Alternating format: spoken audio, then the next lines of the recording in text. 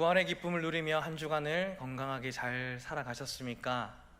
아멘. 부활 지난 후에 두 번째 주일로 함께 말씀을 나누게 되니 너무나도 기쁘고 감사합니다. 날마다 예수 그리스도를 바라보시고 그 예수 그리스도로 우리가 부활의 증거를 삶을 살아갈 수 있는 사랑하는 전화교회의 모든 성도님들 되시기를 간절히 소망합니다. 오늘 우리가 함께 나누고자 하는 말씀은 우리가 너무나도 익숙한 말씀인 줄로 압니다. 추억이라면 추억이라고 할까요? 이 찬양 아시지요? 예수님이 말씀하시니 물이 변하여 포도주 됐네. 예수님이 말씀하시니 물이 변하여 포도주 됐네. 예수님 나에게도 말씀하셔서 새롭게 변화시켜 주소서. 아멘. 우리가 함께 이렇게 예수님이라고 시작을 하면 함께 금세 부를 수 있을 정도로 너무나도 익숙한 말씀인 줄로 압니다. 오늘 그 너무나도 익숙한 찬양의 말씀이 오늘 우리가 함께 나누고자 하는 말씀인데요, 가나안 혼인잔치의 이야기는 다른 복음서에게는 나오지 않는 독특한 요한의 특별한 증거입니다. 본문 11절 그리고 오늘 말씀의 제목과 같이 예수님의 처음 표적이라는 분명한 단서 조항을 붙여서 특별히 강조되고 있는 말씀입니다. 또한 이 표적을 통해 제자들이 예수님을 믿게 되었다라고 기록되어진 것과 같이 물로 포도주를 만드신 예수님의 표적을 통해 부족한 것을 채우시고 이전의 것을 전혀 새로운 것으로 변화시켜 주시며 그리고 바꾸어 주시는 분이 바로 예수 그리스도라는 것을 증거하고 있는 것입니다.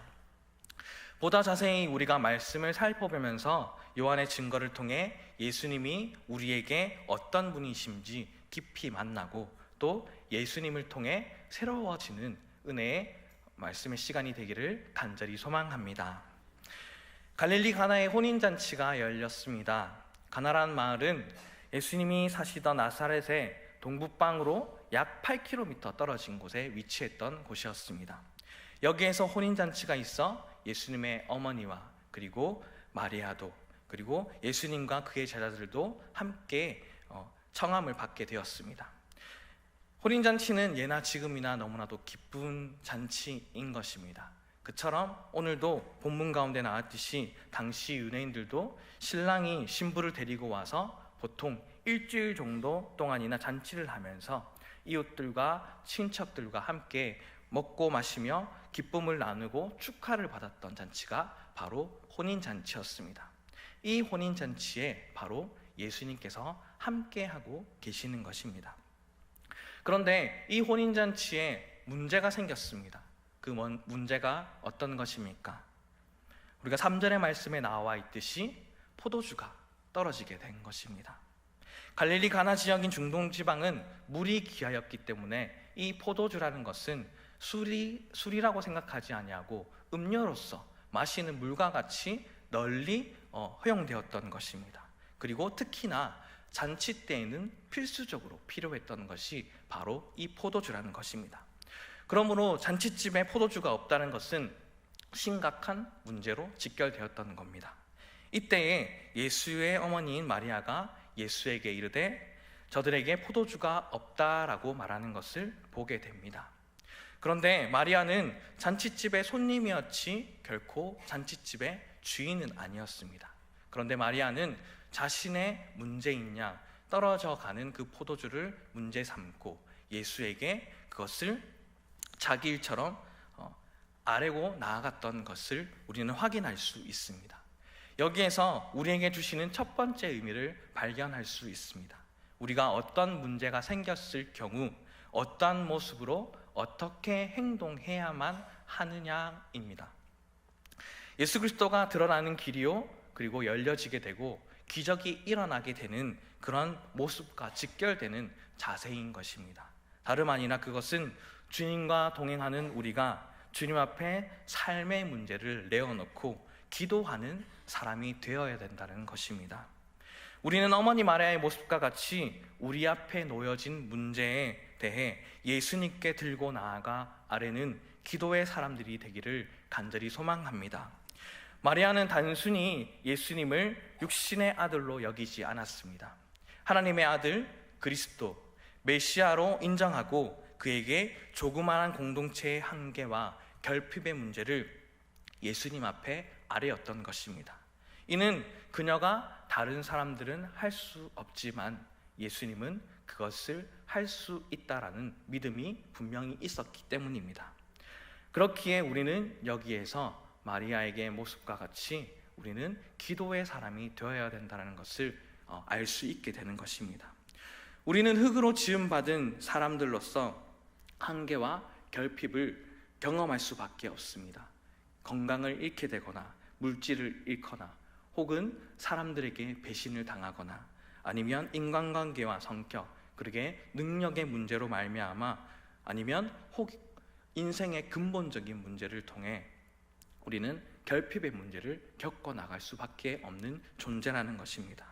그때 우리는 그러한 부족함과 한계를 절실히 느낄 때에 믿음으로 기도하는 반응을 우리가 보이게 된다라고 한다면 그때에는 문제가 더 문제가 되는 것이 아니라 하나님을 만나게 되는 역사의 자리로 이끌어 주시는 것입니다.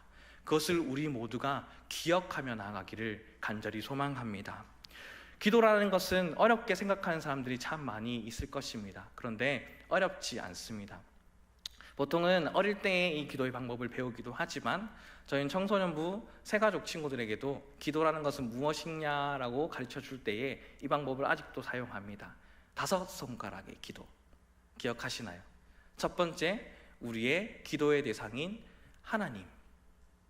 그리고 두 번째는 무엇입니까? 감사의 기도. 왜 그렇습니까? 하나님께서 우리를 사랑하시고 그리고 살아 숨쉬는 것만으로도 우리가 너무나도 감사해야 될 조건인데 넘치는 은혜와 주신 감사함에 우리가 고백하는 감사로 나아가는 것. 그리고 세 번째는 어떠합니까? 그러한 풍부한 사람을 허락하여 주심에도 불구하고 우리는 용서받지 못할 죄, 하나님을 믿지 않았던 죄, 하나님을 떠나 내가 좋아하는 일로 살아갔던 죄를 용서하고 구하는 것입니다. 네 번째는 어떠합니까? 원하고 또한 구하는 것입니다. 우리 간에 여러 가지 삶의 형편들, 공동체의 어려움들이 분명히 있고 하나님께서는 그것을 이미 알고 계시는 분이시지만 하나님 앞에 우리가 그것을 마리아와 같이 낱낱이 고하며 나아갈 때에 하나님께서는 그 기도를 응답하여 주시고 함께하여 주시기에 우리는 구하고 또 원해야 되는 것입니다. 그리고 마지막으로 어떠합니까? 우리 가운데 하나님으로 이끌어 주시는 기도의 중보자가 되어 주시는 예수님의 이름으로 기도하는 것. 이 5손가락의 기도를 통해서 우리는 기도라는 것이 그렇게 어렵지 않다는 것을 알게 됩니다. 물론 이것은 획일화된 방법적으로도 생각은 할 수 있습니다. 왜냐하면 우리의 어려움과 우리의 모든 환난 속에서 이렇게 5손가락에 철저하게 기도로 나아가지 못하는 상황들이 참 많이 있기 때문입니다.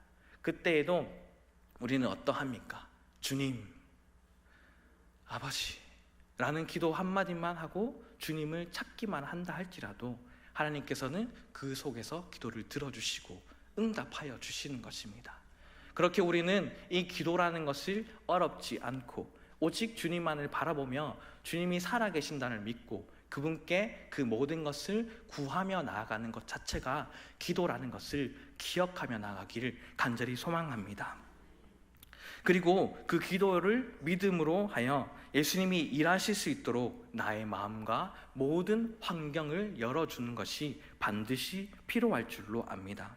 예수님은 처음 마리아의 요청이 담긴 내 때가 아직 이르지 못하였다라고 대답을 하셨지만 마리아는 믿음으로 그 말에 응답하고 있는 것을 볼 수가 있습니다. 본문 5절 말씀에 그의 어머니가 하인들에게 이르되 너희에게 무슨 말씀을 하시든지 그대로 하라 하니라 라고 말하였던 것 같이 예수님이 일하실 수 있도록 그 영적인 환경을 적극적으로 준비하였음을 우리는 말씀을 통하여 볼 수가 있는 것입니다. 이것이 기도하는 사람의 또 다른 중요한 자세인 것입니다. 주님이 나를 통하여 쓰실 수 있도록 합당한 마음과 삶의 자세를 열어둠을 통하여 나의 그 빈 곳에 예수 그리스도가 들어가서 자리 잡는 것, 그것 자체가 우리 가운데 변화가 되는 것이고 기도함을 통하여 나아갈 수 있는 기도 사람의 자세인 것입니다. 그리하여 그 모든 삶의 자리 가운데에 꾸준히 그 모든 것을 준비할 필요가 있는 것입니다. 꾸준히 새벽 시간을 통하여 기도로 주님께 드린다든지, 꾸준히 말씀을 공부하고 성경을 읽고 묵상함으로써 예수님을 더 알아간다든지, 그리고 삶의 현장 속에서 실력을 쌓고 성실하게 살아가는 것, 그 모든 것들을 통하여 하나님께서 나를 통하여 사용하시는 그 넓은 환경들을, 영적인 환경들을 넓혀가는 것이 중요한 것입니다. 기도함으로 주님께 아뢰는 그 믿음의 모습을 통하여 문제 속에 나의 생각을 비우고 그 자리에 주님께서 사역하실 수 있도록 영적인 환경을 만들어 놓는 것이 바로 기도하는 사람의 자세인 줄로 믿습니다. 두 번째로, 기적과 표적은 우리의 순종을 통해 이루어 간다는 것을 기억하며 나가길 간절히 소망합니다. 그 집에는 유대인의 결례에 따라 두세 통 드는 돌항아리 6이 놓여 있었습니다. 유대인들에게 결례란 하나님의 백성으로서 식사 전후에 손을 씻거나 외출 후에 돌아와서 발을 씻음으로 정결케 하는 의식이었습니다. 예수님은 그 항아리를 주목하시고 하인들에게 말씀하셨습니다. 그 항아리에 물을 채우라. 하인들은 그것을 이해하기 힘든 명령이었을 것입니다. 왜냐하면 하인들도 지금 포도주가 떨어져가는 심각한 문제를 알고 있는데, 예수님은 포도주와는 거리가 먼 그 정결례 예식에 썼던 그 물 항아리에 물을 채우라라고 말씀하셨던 것입니다. 그것은 또한 이해하기 어렵던 문제와 동시에 힘이 드는 명령이었습니다. 왜냐하면 두세 통 드는 그 돌 항아리 6개 들어가는 물은 상당한 양의 물이 들어가기 때문입니다. 그리고 그 우물에 가서 물을 길러 온다라는 것은 결코 쉬운 일은 아니었을 것이기 때문입니다. 그러나 그들은 어떻게 하였습니까? 7절의 말씀과 같이 물을 채웠습니다. 그냥 채우지 아니하고 그 항아리에 아기까지 물을 채웠다라고 기록되어 있습니다. 예수님의 다음 명령은 더 순종하기 어려운 명령이었습니다. 떠서 연회장에 갖다 주어라. 포도주가 필요한 연회장에 물을 떠다 주게 되면 아마도 쉽지 않은 어려운 일이 벌어질 것만 같았습니다. 왜냐하면 자신들이 부었던 것은 무엇이었습니까? 물을 항아리에 부었기 때문입니다. 그런데 그 외에 아무것도 행하지 아니하고 그것을 떠서 그냥 갖다 주라라고 말했던 것입니다. 그러면 어떻겠습니까? 보통이면 마시는 것이 물이었을 것입니다. 그렇기 때문에 포도주가 떨어진 것만으로도 심각한 문제일 텐데, 엎친 데 겹친 격으로 우리를 농락하는 것도 아니고 왜 물을 떠오느냐라고 할 정도로 심각한 일들이 벌어질 것만 같았기 때문입니다. 그러함에도 그 하인들은 어떻게 하였습니까? 그 말씀에 순종하였습니다. 이런 순종이 절대 순종인 것입니다. 하나님은 순종의 사람을 기뻐하시고 순종의 사람을 통하여 하나님의 일을 분명히 행하신다라는 것입니다. 순종의 종으로 이 땅에 오신 예수님은 우리에게도 순종의 믿음을 그렇게 오늘 말씀을 통하여 요구하고 계시는 것입니다. 오늘 하인들처럼 이해되지 않을 때에도, 불확실하고 위험이 있을 때에도 마음을 다한 그 순종, 절대 순종하는 그 믿음을 보시고 은혜와 믿음의 축복의 자리로 나아가게 만들어주시는 분이 바로 예수님인 것입니다. 말씀의 권능을 체험하고 확실한 구세주를 만날 수 있는 유일한 기회인 것입니다. 마리아가 믿음으로 구하고 하인들이 그렇게 절대 순종으로 하였을 때에 어떠한 일들이 벌어졌습니까? 오늘 9절의 말씀을 함께 읽겠습니다. 연회장은 물로 된 포도주를 맛보고도 어디서 났는지 알지 못하되 물던 하인들은 알더라. 연회장이 신랑을 불러. 아멘. 이 말씀에서 물이 포도주로 변화되는 놀라운 사건이 일어난 것을 볼 수 있습니다. 그런데 어떠합니까? 연회장은 물로 된 포도주 맛이 기가 막히다라는 것만은 알고 그것이 어디서 난 건지 어떻게 되어진 건지는 알지 못한 사람들이었습니다. 그러나 하인들은 어떠해야 했습니까? 물이 포도주로 변화된 놀라운 비밀이 예수께 있다는 것을 알게 된 것입니다. 이는 그들이 예수님의 모든 말씀에 순종하였기 때문이었겠죠. 하인들은 주의 말씀에 온전히 순종함으로 물이 포도주로 변화되는 놀라운 메시아의 첫 사역의 주인공으로 쓰임받게 된 것입니다. 여기에 모인 사랑하는 전학의 모든 성도님들도 하나님의 말씀 앞에 절대적으로 순종하는 사람들로서 우리 삶의 기적과 같은 그런 하나님의 표적을 나타내는 그 일에 주인공으로 되시기를 간절히 소망합니다. 주님은 오늘도 하나님의 나라와 뜻을 이루기 위해 기도로 주님과 친밀하여 주님이 사용하시도록 우리의 영적인 터전을 준비하는 사람들, 그리고 말씀 앞에 절대 순종하는 모습을 보이는 자들 통해 기적을 보이고자 원하고 계시는 하나님이십니다. 그런 하나님, 처음 표적으로 말씀 가운데 나온 예수님은 어떤 분이십니까? 첫째, 예수님은 변화를 일으키시는 분이십니다. 원래 포도주를 만들려면 어떻게 만들어야 될까요? 잘 익은 포도를 깨끗하게 씻습니다. 그리고 그 포도를 껍질째 항아리에 넣고, 그리고 설탕을 조금 넣고 조금락 그리고 주무르게 됩니다. 그리고 그것을 통에 70% 정도를 담게 되고 마개를 닫고 매일 한두 번씩 섞어 골고루 발효되게 만듭니다. 그리고 보름 정도 지난 후에는 다시 짜서 2차 발효를 시키고 반년 정도 수시로 가스를 빼주면서 보관하면 포도주가 생겨나게 되는 것입니다.